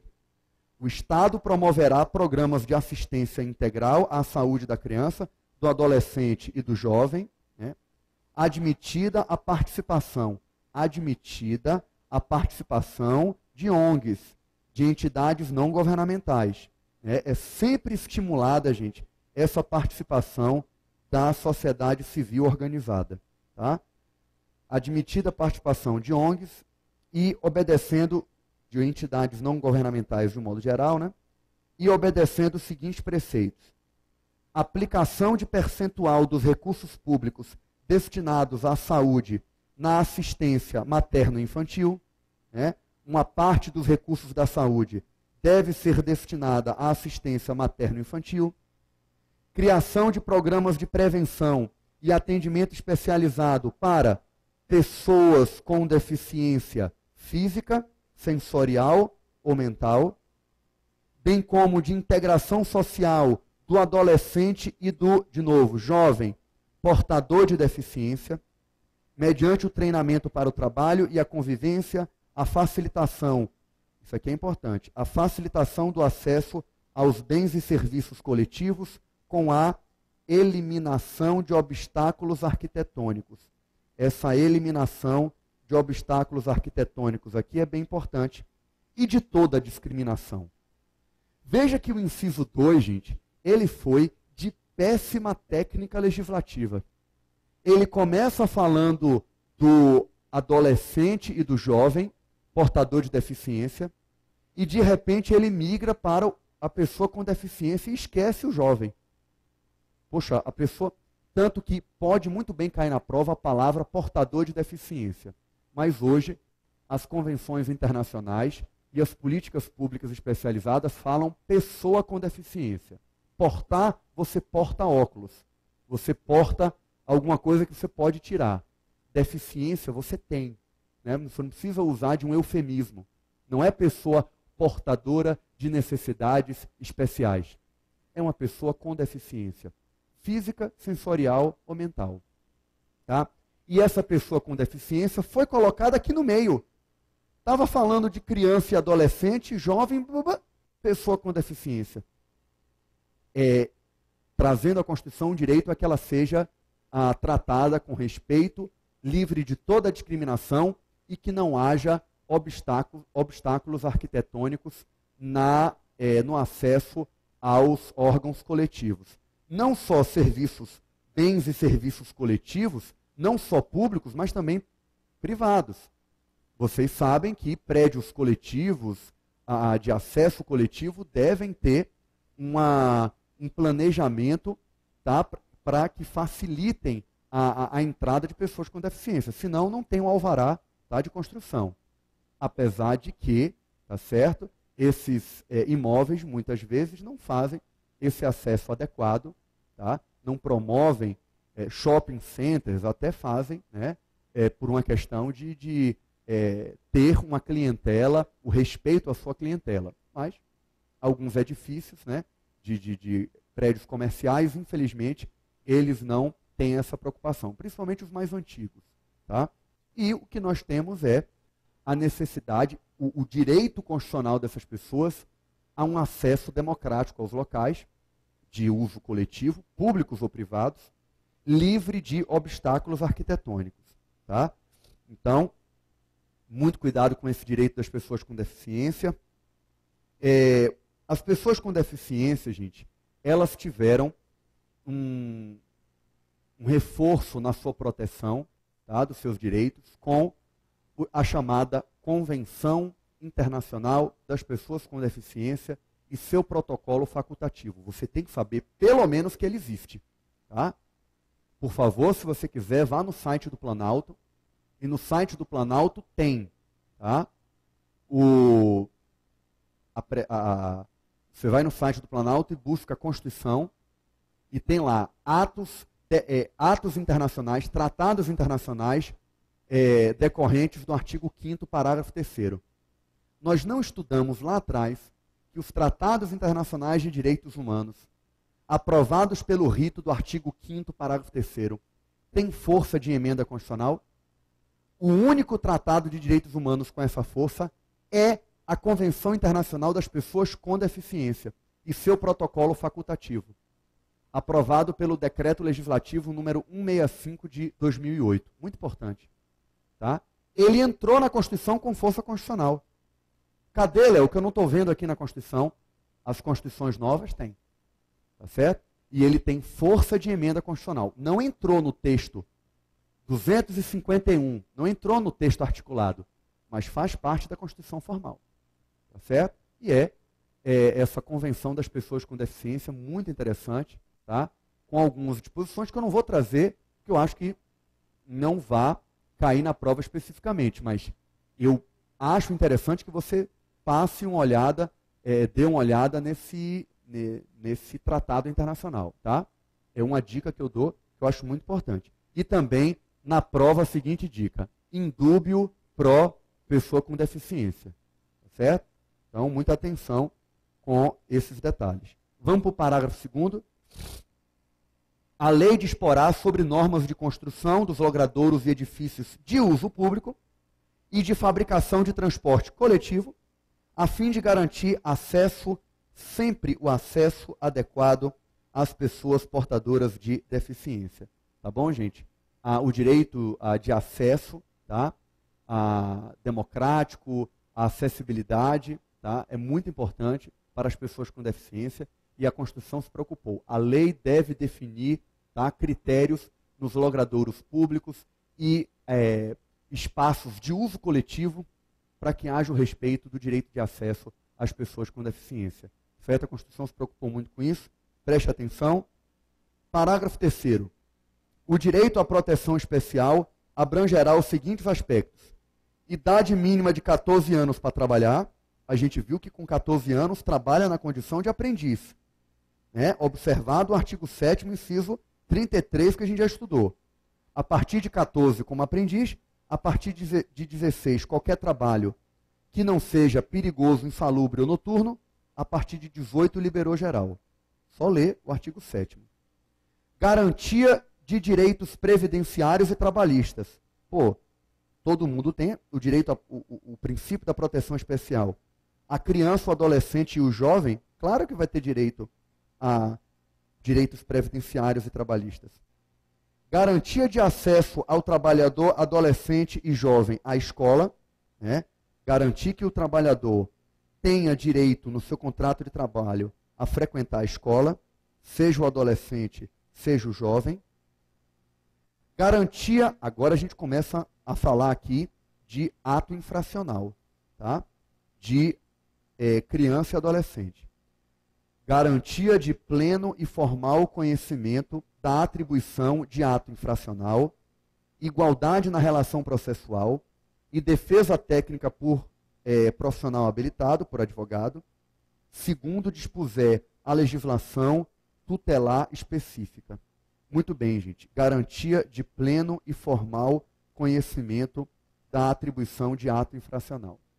Ato infracional são todos os crimes e contravenções cometidos pelas pessoas de até 18 anos, tá certo? 18 anos incompletos. Então, o indivíduo ainda não completou 18 anos, ele tem 17 anos, 364 dias, vai fazer aniversário amanhã. Ele comete o crime às 23 horas, 59 minutos, 59 segundos. Ele é inimputável, ele não praticou um crime, ele praticou um ato infracional. Crime ou contravenção é ato infracional. Ele tem direito, diante desse princípio da proteção especial, ao pleno e formal conhecimento, que haja o conhecimento da prática desse ato infracional, que ele tenha igualdade processual, tá? Dentro da legislação do ECA, né? E que ele tenha, então, o respeito às suas garantias processuais. E vem o inciso 5, vamos comentar o inciso 5, a obediência aos princípios da brevidade, excepcionalidade e respeito à condição peculiar de pessoa em desenvolvimento quando da aplicação de qualquer medida privativa da liberdade. Veja bem, pessoal, olha o que eu quero dizer. Princípio da brevidade e da excepcionalidade da aplicação de uma medida privativa de liberdade.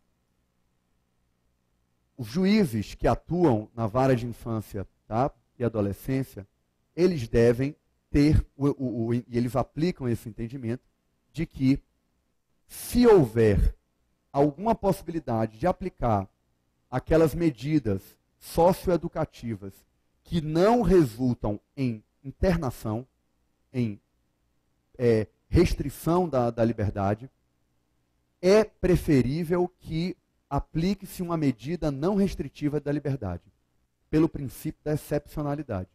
Só em último caso, quando for estritamente necessário, o adolescente ou a criança, tá, terá a possibilidade de uma medida restritiva de sua liberdade. Então, a internação é em último caso, tá certo? Porque existem outras medidas socioeducativas que não restringem a liberdade, pelo princípio da excepcionalidade e da brevidade, ela deve ter uma duração e ter uma aplicação de maneira excepcional e breve, sempre respeitando a sua condição de pessoa em desenvolvimento. Sobre esse inciso 5, é o que pode cair no concurso, estímulo do poder público, através de assistência jurídica, incentivos fiscais e subsídios, nos termos da lei, ao acolhimento, tá, sob forma de guarda, de criança ou adolescente órfão ou abandonado. Nós não estamos falando de adoção, mas de guarda, tá certo? De crianças órfãs ou abandonadas, é também uma forma de protegê-las dentro desse princípio da proteção especial. Tá? Nada pode cair mais na prova a não ser a letra desse inciso 6. E o inciso 7, que talvez seja mais importante para a Polícia Federal, programas de prevenção e de atendimento especializado à criança, ao adolescente e ao jovem dependente de drogas. Tá certo? Já que a emenda 65, onde tinha criança e adolescente, ele colocou o jovem no meio também. Tá certo? Parágrafo 4º, diz que a lei punirá severamente o abuso, a violência, a exploração sexual da criança e do adolescente. O Estatuto da Criança e do Adolescente está cheio de normas nesse sentido, tá? Contra a pedofilia. E parágrafo 5º, a adoção será assistida pelo poder público na forma da lei, que estabelecerá casos e condições de sua efetivação por parte de estrangeiros. Presta atenção. O STJ entende que a adoção por estrangeiros, ela não é a regra. Deve-se tentar primeiro colocar a criança numa família brasileira, pela questão de cultura. Mas não, a Constituição não proíbe a adoção de estrangeiros.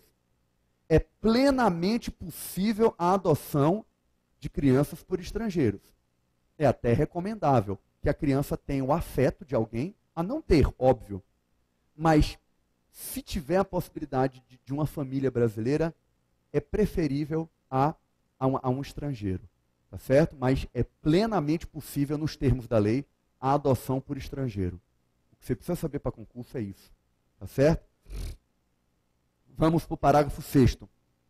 Os filhos, havidos ou não da relação do casamento ou por adoção, terão os mesmos direitos e qualificações, proibidas quaisquer designações discriminatórias relativas à filiação e, no atendimento dos direitos da criança e do adolescente, levar-se-á em consideração o disposto no artigo 204, que a gente já tinha visto para assistência social, descentralização das ações e participação da população na formulação dessas políticas públicas. Tá certo? Então veja, pode deixar aqui em mim, só vou, né, dar uma olhadinha aqui, mas veja que nós temos, primeiro, essa observação da equiparação de direitos entre filhos havidos, né, ou não do casamento e adotivos. Não se fala mais, gente, em registros públicos, o registro de que aquele indivíduo é filho adotivo, é filho adulterino, é filho espúrio. Pelo amor de Deus, isso já acabou há muito tempo. A Constituição de 88 proíbe essas discriminações em atos públicos e, na verdade, também privados.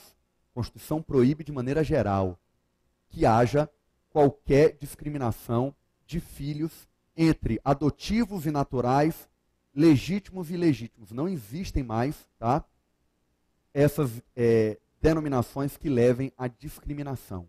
É filho e acabou. Herda, pode pedir investigação de paternidade da mesma forma, certo? Então, é isso que pode cair em concurso, tá? Os filhos têm os mesmos direitos. E vamos para o parágrafo 8º. E o parágrafo 8º diz o seguinte: a lei estabelecerá o Estatuto da Juventude e o Plano Nacional da Juventude, inclusive com duração decenal, que é o mesmo prazo para o Plano Nacional de Educação, não vai cair educação em seu concurso, mas o Plano Nacional de Juventude, de duração de 10 anos, visando a articulação das várias esferas do poder público para a execução de política pública do jovem. Nós temos a Secretaria Nacional da Juventude, vinculada à Presidência da República, já com essa tentativa de trazer políticas de Estado para o jovem. Jovem, o indivíduo entre 15 e 29 anos. Trintou, meu amigo, perdeu a proteção do Estado. Tá certo? Muito bem, esse parágrafo 8º a gente já trouxe. Vamos para o 228. São penalmente inimputáveis os menores de 18 anos, sujeitos às normas da legislação especial. Muito bem. A inimputabilidade penal. Olha o que é que pode cair muito bem em sua prova, gente. O indivíduo cometeu o crime no dia em que completou 18 anos. Ele nasceu às 18 horas em determinado hospital. Esse indivíduo comete o crime às 12 horas do mesmo dia, 18 anos depois. Ele pode alegar a inimputabilidade? Não. O judiciário já pacificou que o indivíduo que comete um crime no dia em que completa 18 anos, a partir de meia-noite e 1 segundo, a partir de meia-noite, na verdade, esse indivíduo já é imputável. E a imputabilidade é calculada no dia da prática do ato. No dia da prática do ato é que esse indivíduo tem a imputabilidade penal e que, portanto, se começa a praticar o ato quando já tem 18 anos, não importa o horário do seu nascimento. A imputabilidade penal começa com os 18 anos. Antes, crimes e contravenções são chamados de atos infracionais. Muito bem, Léo. É possível que uma emenda constitucional reduza de 18 para 16? O professor Pedro Lenza, por exemplo, defende que pode. Não restringe indevidamente o direito dos adolescentes. Juridicamente, eu também entendo que não, mas não vejo como sendo essa a solução para a criminalidade brasileira, a situação da segurança pública, mas por questões mais sociológicas do que jurídicas. Juridicamente, você vai fazer a prova para a polícia, aí eu te indico que você aceite na prova que uma emenda constitucional pode reduzir de 18 para 16. Juridicamente, creio que seja possível mesmo. Então, não restringe indevidamente o direito do adolescente. Abaixo de 16 eu já teria minhas dúvidas. 14, 12, porque tem criança de 8 anos que passa gilete no pescoço de qualquer um sem ter nenhum problema. Tá certo? Sem ter nenhum pudor moral. Então, vejo que abaixo de 16 eu já teria algum problema na prova, mas duvido que a questão te pergunte abaixo de 16. Tá? Vamos para o artigo 229. Os pais têm o dever de assistir, criar e educar os filhos menores, e os filhos maiores têm o dever de ajudar e amparar os pais na velhice, carência ou enfermidade. É o princípio da reciprocidade. O pai é obrigado a ajudar o filho, os filhos maiores são obrigados, dever legal, constitucional, de amparar os pais na velhice, doença e carência ou enfermidade. Tá certo? É um dever constitucional que a Constituição traz de assistência mútua de pais para filhos menores e de filhos maiores para com os seus pais. Tá certo? Uma norma que não deve cair além da literalidade do artigo 229. Nós vamos encerrar aqui esse bloco e continuar apenas falando de idoso e de índio, tá certo? Que são os nossos assuntos para a próxima aula, em que também faremos algumas questões de concurso, tá certo? O nosso último bloco, tá? Do nosso curso voltado para agente da Polícia Federal. Até daqui a pouco.